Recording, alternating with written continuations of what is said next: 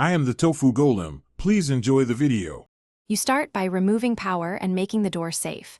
This prevents unexpected movement. Next, get a ladder and the tools listed so you work efficiently. Release the opener's trolley with the emergency cord and lower the door fully, because a loose door simplifies belt removal and protects springs. Once done, lock the door closed with a C-clamp or locking pliers on the track to stop rollers moving. Make sure to have the new Liftmaster belt nearby. You will swap it immediately. You now loosen the drive pulley set screws and slide the old belt off the motor sprocket and trolley. This exposes the pulley and helps you inspect wear. Check the pulley, rollers, and mounting bracket for damage, because replacing the belt alone won't fix bad components.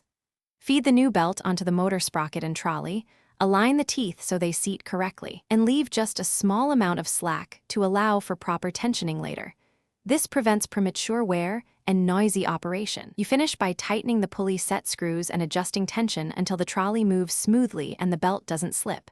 Too tight strains the motor, too loose causes skipping. Once done, restore power and run the opener through a full cycle while watching travel, listening for abnormal noise and testing the safety reversal. If problems remain, check pulley alignment, belt routing, and worn rollers. Replace any damaged parts.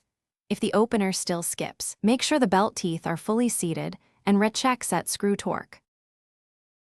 Thanks for watching. Consider subscribing if we helped you today.